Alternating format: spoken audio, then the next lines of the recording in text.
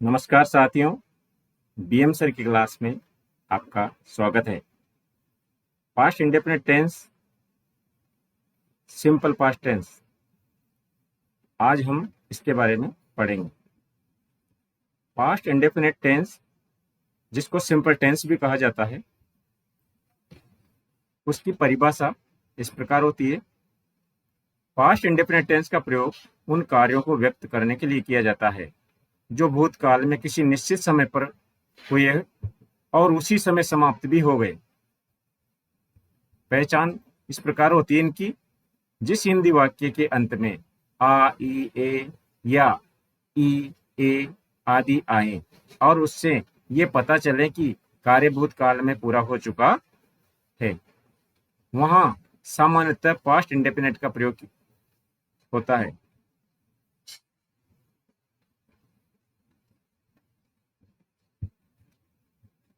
इसके उदाहरण देखिए।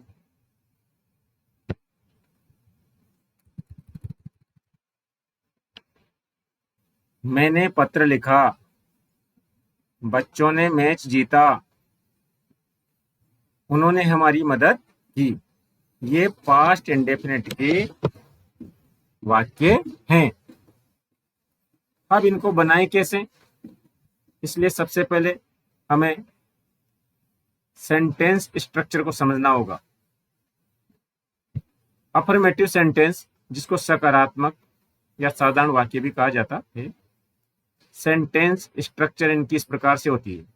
सबसे पहले पास्ट इंडेफिनिट के जो अफर्मेटिव सेंटेंस है, साधारण या सकारात्मक वाक्य, उनकी जो वाक्य संरचना होती है वो इस प्रकार से होती है। सबसे पहले सब्जेक्ट आता है मित्रों, फिर वर्ब की सेकंड फॉर्म आती है, ऑब्जेक्ट, उसके बाद अदर वर्ड्स आते हैं। एग्जांपल्स में देखिए, I played cricket yesterday. I subject है, प्ले इसकी बेस फॉर्म है, फर्स्ट फॉर्म, और इसका सेकंड रूप है, इसको इस सेकंड फॉर्म है, यानी बेस फॉर्म का ईडी लग गया, ये सेकंड फॉर्म होगी। आई प्लेड क्रिकेट यस्टरडे, मैंने कल क्रिकेट खेला। तो क्या है देख लीजिए, सब्जेक्ट, प्लेड वर्ब की सेकंड फॉर्म, ऑब्जेक्ट आ रहा है यस्टरडे जो कि अदर वर्ड में आ रहा है। सी विजिटेड जयपुर लास्ट वीक, वह पिछले सप्ताह जयपुर गई।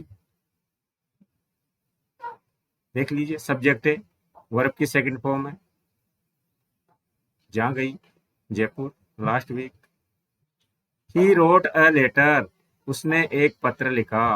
ही रोट अ लेटर, राइट का सेकंड फॉर्म रोट होता है।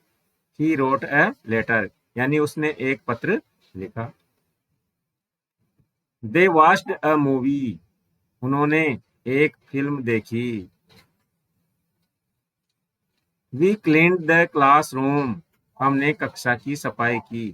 इस प्रकार से पास्ट इंडेफिनिट के अफर्मेटिव सेंटेंस हम बना सकते हैं उनकी स्ट्रक्चर के अनुसार। फिर इसके बाद में नेगेटिव आएगा, नेगेटिव सेंटेंस। सेंटेंस स्ट्रक्चर क्या होती है नेगेटिव की, देख लीजिए आप। सब्जेक्ट आता है नेगेटिव में सबसे पहले, फिर डिड नॉट, और डिड नॉट का जो कॉन्ट्रैक्शन है, शॉर्ट फॉर्म है, वो डिडंट भी होता है। आप चाहो तो डिड नॉट का प्रयोग करो या फिर डिडंट का प्रयोग कीजिए, इन दोनों में से एक का प्रयोग करना पड़ेगा। दोनों जरूरी नहीं है, एक साथ दोनों जरूरी नहीं है, एक ही चीज होगी, डिड नॉट या डिडंट। फिर उसके बाद में वर्ब की फर्स्ट फॉर्म। ध्यान रहे, नेगेटिव वाक्यों में, इंट्रोगेटिव वाक्यों में या इंट्रोगेटिव नेगेटिव वाक्यों में, सभी में वर्ब की फर्स्ट फॉर्म आएगी। केवल अफर्मेटिव वाक्यों में ही वर्ब की सेकंड फॉर्म आती है।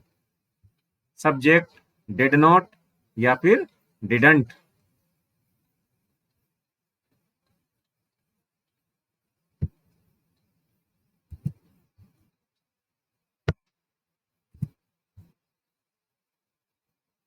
वर्ब की फर्स्ट फॉर्म, फिर ऑब्जेक्ट, फिर अदर वर्ड्स आएंगे। डिड के बाद हमेशा वर्ब की फर्स्ट फॉर्म ही का प्रयोग ही होता है। Example, I did not play cricket yesterday, मैंने कल क्रिकेट नहीं खेला। She did not visit Jaipur last week, वह पिछले सप्ताह जयपुर नहीं गई। He did not write a letter, उसने पत्र नहीं लिखा। They did not watch a movie, उन्होंने फिल्म नहीं देखी। We did not clean the classroom, हमने कक्षा की सफाई नहीं की। अब इसमें देखिए डिड नॉट के बाद में वर्ब की फर्स्ट फॉर्म आ रही है। सब जगह देखिए ये वॉच फर्स्ट फॉर्म है, राइट फर्स्ट फॉर्म है, डिड नॉट का प्रयोग हो रहा है। ये विजिट फर्स्ट फॉर्म है, प्ले फर्स्ट फॉर्म है, क्योंकि डिड नॉट का प्रयोग हुआ है। नेगेटिव वाक्य हैं। They did not watch a movie, उन्होंने फिल्म नहीं देखी। We did not clean the classroom, हमने कक्षा की सफाई नहीं की। क्लासरूम यानी कक्षा। इंट्रोगेटिव सेंटेंस किस प्रकार बनाते हैं? इंट्रोगेटिव को प्रश्नवाचक वाक्य कहा जाता है। इनकी वाक्य संरचना, सेंटेंस स्ट्रक्चर देखिए। सबसे पहले डिड आएगा, पास्ट इंडेफिनिट की हेल्पिंग वर्ब डिड होती है। डिड, उसके बाद में सब्जेक्ट आएगा, फिर वर्ब की फर्स्ट फॉर्म आएगी, फिर ऑब्जेक्ट आएगा, फिर अदर वर्ड्स आएंगे। एग्जाम्पल से अधिक स्पष्ट हो जाएगा। Did you play cricket yesterday, क्या तुमने कल क्रिकेट खेला? पहले डिड आ गया, देख लीजिए। फिर सब्जेक्ट के अनुसार, ये सब्जेक्ट है यू, उसके बाद वर्ब की फर्स्ट फॉर्म प्ले है इसे, फिर ऑब्जेक्ट क्रिकेट आ गया, फिर यस्टरडे अदर वर्ड्स में आ गया। Did you play cricket yesterday, क्या तुमने कल क्रिकेट खेला? Did she visit Jaipur last week, क्या वह पिछले सप्ताह जयपुर गई थी? Did he write a letter, क्या उसने पत्र लिखा? Did they watch a movie, क्या उन्होंने फिल्म देखी? Did we clean the classroom, क्या हमने कक्षा की सफाई की? सबसे पहले प्रश्नवाचक वाक्यों में हेल्पिंग वर्ब आती है, फिर सब्जेक्ट आता है, उसके बाद में वर्ब की फर्स्ट फॉर्म आती है, और फिर ऑब्जेक्ट आता है, एवं फिर अदर वर्ड्स आते हैं। ये इनकी वाक्य संरचना होती है प्रश्नवाचक वाक्यों की। अब देख लीजिए इंट्रोगेटिव नेगेटिव सेंटेंस, इसको बोलते हैं जिसमें प्रश्न भी हो और नकारात्मक भी हो, यानी कि मना भी कर रखा हो। इंट्रोगेटिव नेगेटिव, इसमें नोट का प्रयोग भी होता है और सबसे पहले प्रश्न भी होता है, इसलिए दोनों को मिक्स होने के कारण इसको इंट्रोगेटिव नेगेटिव सेंटेंस कहा जाता है। जैसे अब इसकी सेंटेंस स्ट्रक्चर को देख लीजिए आप। डिड सबसे पहले आएगा, फिर सब्जेक्ट आएगा, फिर नोट आएगा, फिर वर्ब की फर्स्ट फॉर्म आएगी, इसके बाद में ऑब्जेक्ट आएगा, फिर अदर वर्ड्स आएंगे। इसको आप इस प्रकार भी कर सकते हो, अन्यथा में जैसे मान लो डिड और नोट दोनों अलग अलग हैं तो इस प्रकार से आएंगे, परंतु इसका कॉन्ट्रैक्शन फॉर्म डिड नोट का छोटा रूप डिडंट आ गया तो आगे आ जाएंगे, फिर बाद में नोट नहीं आएगा। इसको ऐसे भी लिखा जा सकता है, मतलब या तो आप इस प्रकार लिख दो, यदि कॉन्ट्रैक्शन फॉर्म नहीं है, यदि डिड नोट ही अलग अलग हैं तो ऐसे बनाओगे।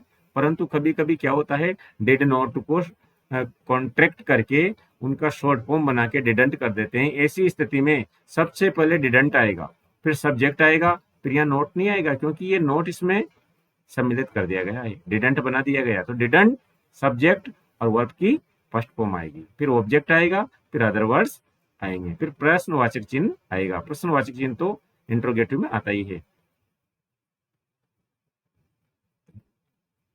Example, did you not play cricket yesterday, क्या तुमने कल क्रिकेट नहीं खेला? अब इसको देखिए, इसका कॉन्टेक्स्ट फॉर्म इस प्रकार से बनेगा, डिडंट इसका नहीं, जैसे मान लो अदर वाक्य ले लीजिए आप। Didn't she visit Jaipur last week, क्या वह पिछले सप्ताह जयपुर नहीं गई? Did he not write a letter, क्या उसने पत्र नहीं लिखा? Didn't they watch the movie, क्या उन्होंने मूवी या फिल्म नहीं देखी? Did we not clean the classroom, क्या हमने कक्षा की सफाई नहीं की? इस प्रकार से हमने इंट्रोगेटिव नेगेटिव सेंटेंस भी पढ़े। सबसे पहले डिड आएगा, फिर सब्जेक्ट आएगा, फिर नोट आएगा, उसके बाद में फर्स्ट फॉर्म आएगी क्रिया की, इसके बाद में फिर ऑब्जेक्ट आएगा। यदि कॉन्टेक्स्ट इसका शॉर्ट फॉर्म करना है तो डिड नॉट का तो डिडंट आगे आ जाएगा, फिर सब्जेक्ट और फिर वर्ब की फर्स्ट फॉर्म आएगी, फिर ऑब्जेक्ट आएगा, अदर वर्ड आएंगे। इस प्रकार वाक्य की संरचना पूरी हो जाएगी। महत्वपूर्ण नियम देखिए, अफर्मेटिव में मुख्य क्रिया की सेकंड फॉर्म V2 का प्रयोग होता है। V2 का मतलब सेकंड फॉर्म से है। क्रिया की सेकंड फॉर्म आती है अफर्मेटिव सकारात्मक वाक्यों में। इसके अलावा फिर सभी प्रकार के वाक्यों में अफर्मेटिव को छोड़ करके उसमें क्रिया की फर्स्ट फॉर्म आती है। नेगेटिव, इंट्रोगेटिव और इंट्रोगेटिव नेगेटिव में डिड के साथ हमेशा वर्ब की फर्स्ट फॉर्म का प्रयोग किया जाता है। मैं कल क्रिकेट खेला। अब देखिए हम इनका स्वयं बनाएंगे, अभ्यास करके देख लेते हैं, क्योंकि बिना अभ्यास के हम पक्का नहीं सीखते। यदि हमें पक्का सीखना है, परफेक्शन लानी है, तो एक्सरसाइज जरूर करना चाहिए। तो करते हैं। मैं कल क्रिकेट खेला, तो इसमें मैं क्या है? आई। मैं का मतलब क्या होता है? इंग्लिश में मैं को कहते हैं आई।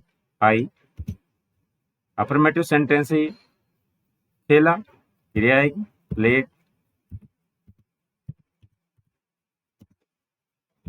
Cricket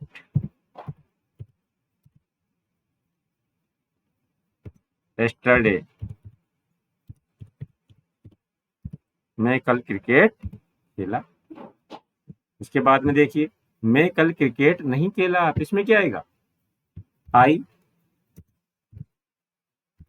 did not play cricket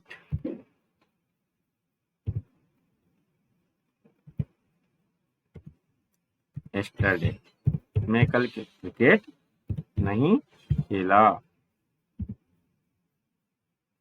यदि इसका कॉन्ट्रैक्शन फॉर्म करना हो तो कैसे करोगे आप? आई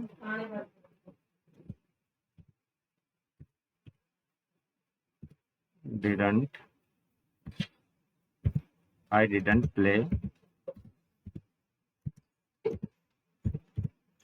क्रिकेट yesterday।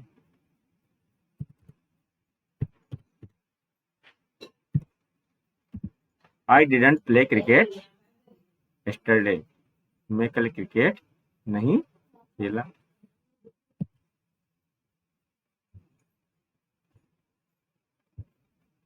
क्या मैं कल क्रिकेट खेला?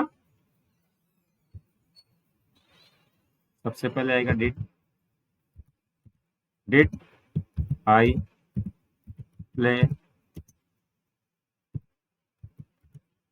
Cricket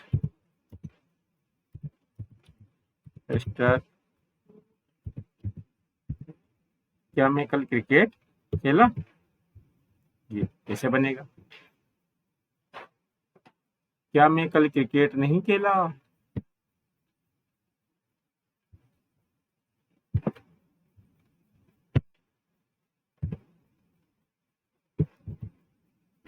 did I not play cricket yesterday। क्या मैं कल क्रिकेट नहीं खेला? ये इसका इंट्रोगेटिव है। अब इसका शॉर्ट फॉर्म बनाएं जिसमें डिडंट का प्रयोग हो, तो कैसे बनेगा ये भी देख लेते हैं। Didn't I play cricket yesterday।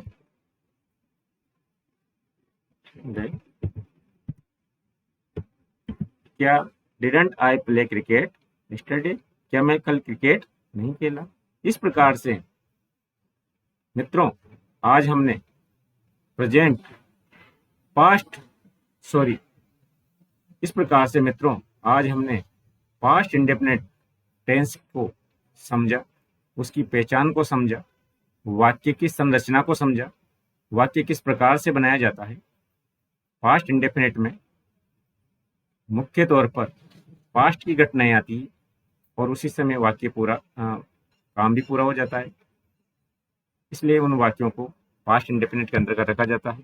और साधारण वाक्य, नकारात्मक वाक्य, प्रश्नवाचक वाक्य और नकारात्मक प्रश्नवाचक वाक्य, हमने चारों तरह की वाक्य संरचनाओं को समझा और हमने अभ्यास भी किया। यदि आपको मेरे पढ़ाने का जो तरीका समझ में आता है तो please subscribe my channel, like and share, don't forget. नमस्ते।